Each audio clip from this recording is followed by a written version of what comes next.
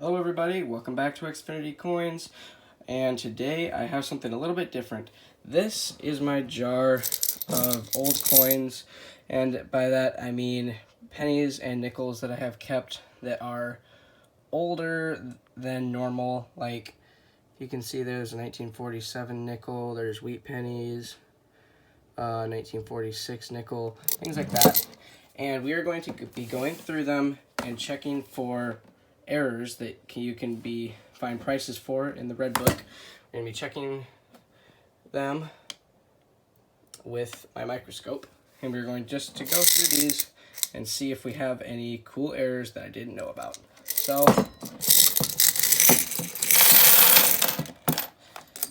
going to get some nickels and start looking for errors. I'll bring you in once I get the years sorted out that errors could be on, and we will then see if we have anything cool. Okay guys, I went through it and it took a little time, but change of plans. I'm also going to go through these since I haven't really checked those for the errors that I recently learned about either. And this one too. So we got these ones to check for and those ones to check for errors. We're going to go through these real quick and pull out the ones that could possibly be errors. Be right back. Okay guys, we have sorted through these and we are going to go through these different years for errors. Starting up here, we have some silver. That one we're going to be looking for double die reverse. These we're going to be looking for 2/3. I mean, yeah, 3/2 and doubled eyes.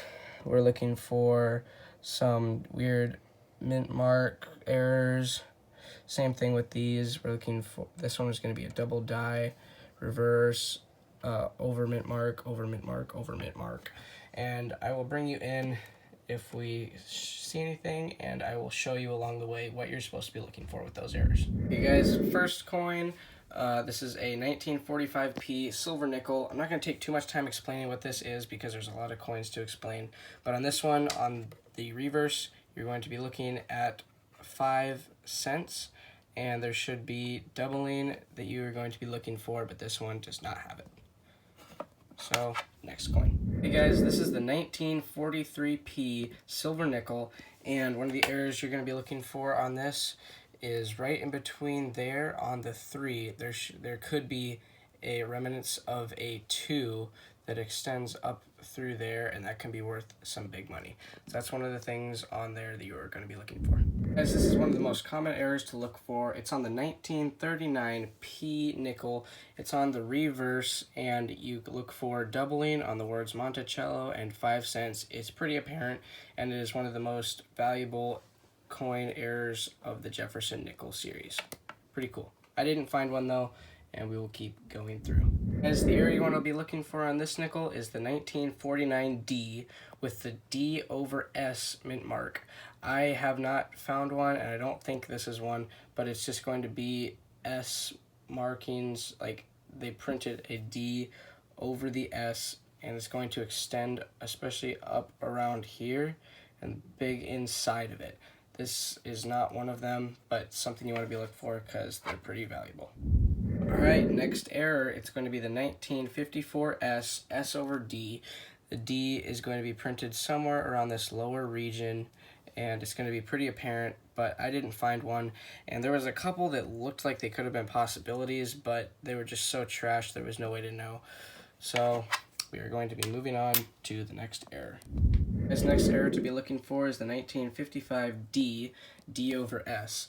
So it's going to be a D mint mark, and the S is going to be apparent underneath because they printed the D over the S. And that is a pretty rare error to find. I did not find one. So now we're going to be moving on to the pennies, and I don't have very many, so it doesn't look like we're going to find anything, but maybe we will. Guys, next up error is the 1944D. We're looking for the D over S. That is a pretty distinct S curve right above the D mostly, and then coming through it. This is not one, so we're moving on to the next error. Next up error is the 1946S with a S over D. The D would be coming out mostly right on top of that S there and a little bit down here.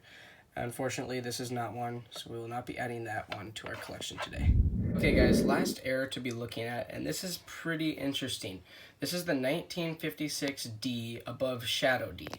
In this error, they completely missed it and put it down somewhere around here. And this is a pretty worn down specimen of what it could be, but right there, I feel like that could be the top of the D. I have a picture of an actual example, and right where my dot is where the most apparent piece of metal is, and so mine is pretty worn down. So if the coin was worn down and these other less apparent parts got worn away, the part that is showing on my specimen would be the only thing left. And that's why it's the possibility that this might be the 1956 D above shadow D. I can't say for sure because it's pretty trashed and I don't know for certain, but I'm definitely going to hold on to this one because that would be pretty cool if I had it. So, I don't know what to think about that, but that is very, very cool. And that is all the errors that I have been looking at today.